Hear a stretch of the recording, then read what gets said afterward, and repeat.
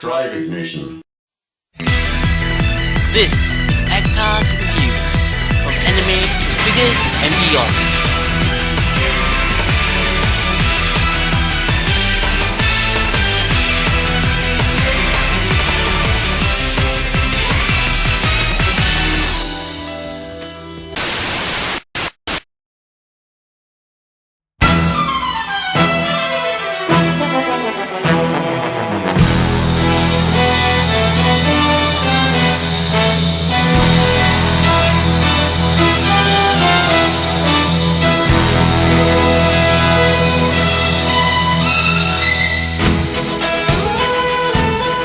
This is Actar, and welcome to a very special episode of Actar's Figure Reviews. Officially, this is the 200th video that I've ever produced, taking into account all the stuff that I had to take down due to, well, one reason or another. Keeping with the tradition of doing an Evangelion related review for every single Actar's Reviews milestone episode, I'll be finally reviewing a figure that many people have been requesting me to review over the past few years. The limited edition Evangelion Unit 01 Berserk Synchro Rate of 400% Soul of Chogokin SPEC figure. The figure itself was an exclusive to the Yahoo Japan store, hence the Yahoo Japan X Bandai on the front, and was released way back in the August of 2007. If you've watched my previous videos, you would know that the Soul of Chogokin SPEC figures are the definitive figures of the Evangelion units, possessing superb articulation, die-cast armor parts, a plethora of accessories, and a myriad of mind-blowing gimmicks like the working entry plug system and removable armor. This figure is a limited version of the Soul of Chogokin SPEC Evangelion Unit 01 figure that I've reviewed before, that gives you all the parts that are necessary to replicate the Evangelion in its signature Berserk mode. The Berserk fight scene from episode 19 of the original series is, without a doubt, my favorite battle from the entire series. The Evangelion unit revealed its true bestial form after ripping parts of its armor off, and that is one of my favorite aspects of the Evangelion units. I love the Berserk mode, I love episode 19, and I love the godly BGM Normal Blood that plays. You know, the one that goes... Oh yeah, which, come to think of it, you've just heard in the opening. For me, this set is like a dream come true. We see that the box retains all the classic design elements of the boxes of the other Evangelion's SOC spec figures. The Soul of Chogokin spec limited on the top left hand corner.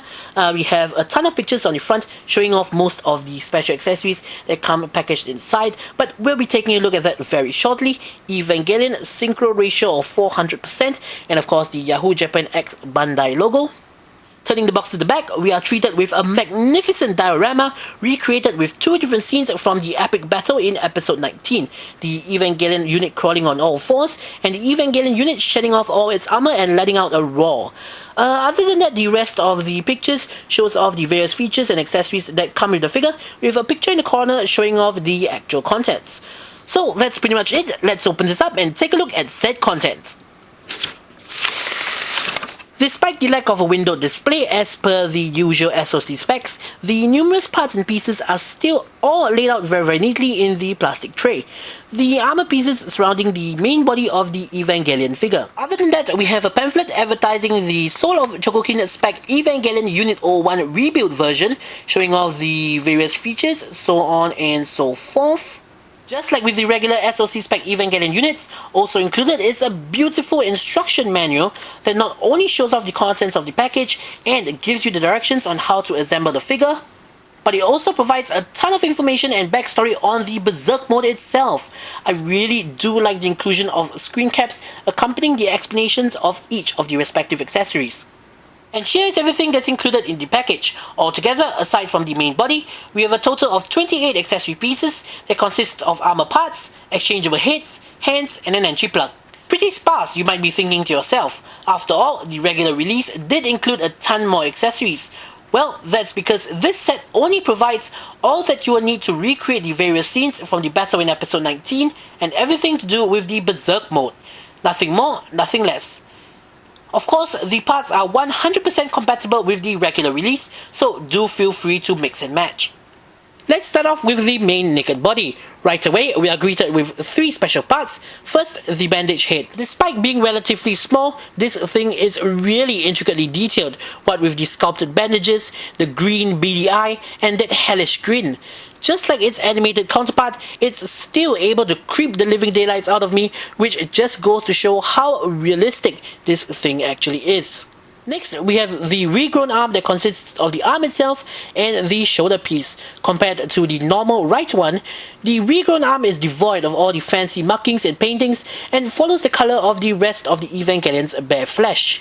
Lastly, we have the newly sculpted Red Angel Core. This one has the grotesque flesh surrounding it, emphasizing the fact that it's a real living organism. Other than that, the rest of the base body is exactly identical to the original. Articulation-wise, the head is on a ball joint that has an extraordinary range of movement, up, down, side to side, and side to side this way as well. It's even on another separate neck joint that can move forwards and backwards, side to side, and can even rotate side to side to a certain extent as well. Its arms, it's on a double ball joint, one big ball joint at the body itself, and the shoulder joint is connected to that ball joint to offer a wider range of more natural posability. The arm can move forwards and backwards all the way around at the ball joint itself, and the arm can move forwards and backwards and in and out at the shoulder joint. It can rotate just below the shoulder. The arm has a wide range of elbow articulation thanks to the double elbow joint. It can rotate at the elbow side to side, and it can also rotate at the forearm. The wrists are triple jointed. It can move forwards and backwards at the wrist joint. It can rotate at the arm and it can rotate at the wrist. And my favorite points of articulation, the triple waist joint. This just allows for such a wide range of posability. Anything is possible side to side, rotating side to side, and even forwards and backwards. It's triple jointed, once here, and once here. The leg joints are more traditional. It can move forwards and backwards and in and out. It can also rotate at the thigh. The knee joint is double jointed to offer 180 degrees of posability. The foot can rotate side to side, it can move forwards and backwards, it can swivel side to side, and the front of the foot is separately articulated from the rest of the foot. Do note that this entire portion is made of die-cast metal. It's time for the Evangelion unit to don its signature armor. For the pre-berserk mode, which we'll be taking a look at first, we'll have to pop off the regrown arm. It's on a simple peg system that pops off easily enough, though it's sturdy enough to withstand normal play and to avoid breakage. This goes for all the joints on the figure, because as per the normal Evangelion SOC spec figure, we'll need to pop the figure apart at the waist and at the knees to don the armor. First, we remove the bandage head, remove the back piece, and the shoulder pieces, and replace them with the armored head and shoulder fins. Replace the back piece with the really working entry plug system. For the chest armor, first we peg these pieces into place, then attach the entire assembly to the Evangelion figure. Clip the waist pieces firmly into place. Peg the arm fin into the right arm. Take the back armor and snap it into position.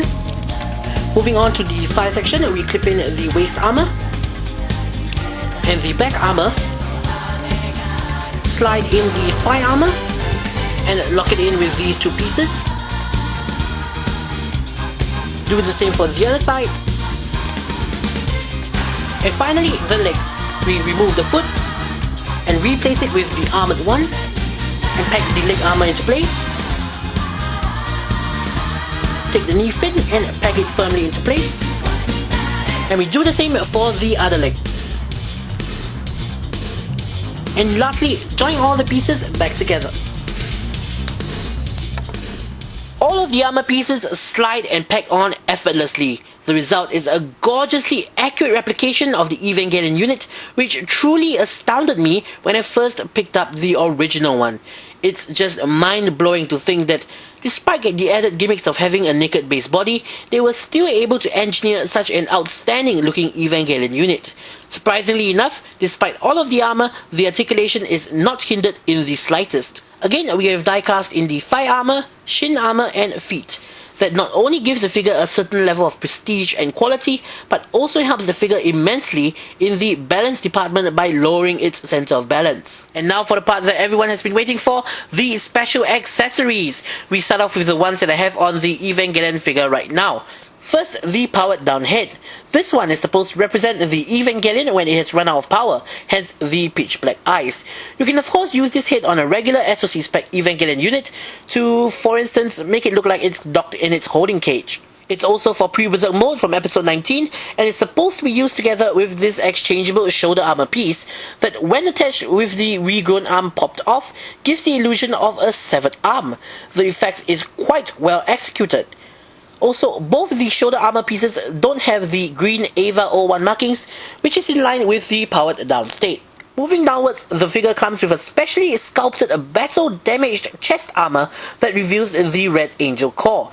Details are superb with the burnt metal paint applications and the sculpted damage. Next, the one part that I think is the centerpiece of the entire set, and the one part that just makes the figure for me, the berserk head. Just look at it. It's indeed a thing of beauty.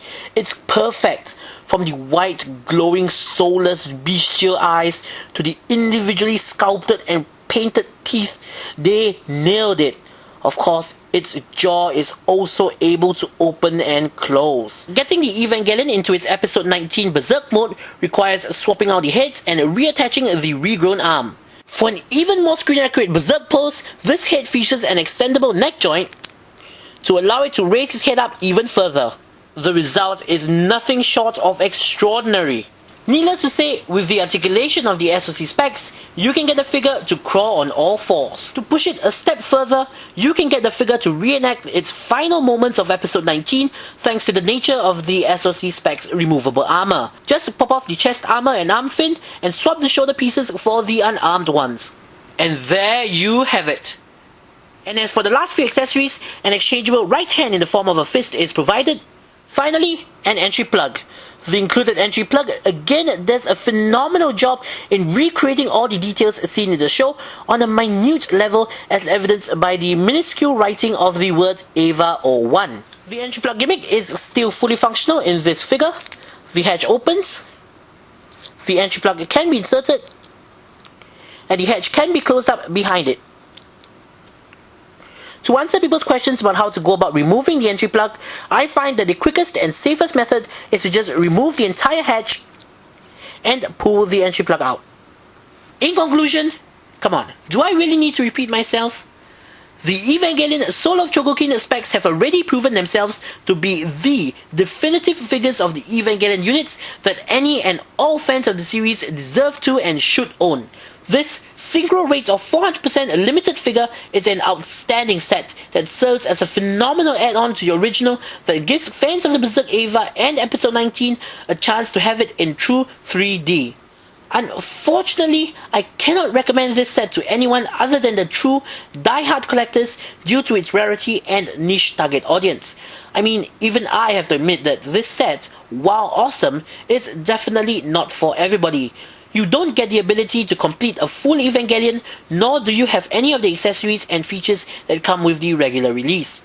I myself adore this set to death, seeing that I'm just in love with the Berserk mode, but for a more casual or discerning Evangelion fan, this might not be for you. Well, that's pretty much it for the review, and I really hope you guys enjoyed it. We've really come a long way since nearly 3.5 years ago, what with hitting the 5,000 plus subscriber mark, and this being the 200th episode of ACTAS Reviews. I would like to again thank my subscribers, commenters, messages, and most importantly, you, the viewers, for continually watching, supporting, and encouraging me to do what I like to do, and to share my love for figures and Japanese pop culture with all of you. Thank you very much, and I truly value your viewership. So, this is ACTAS saying, see you guys in the next episode, and hopefully many more episodes to come.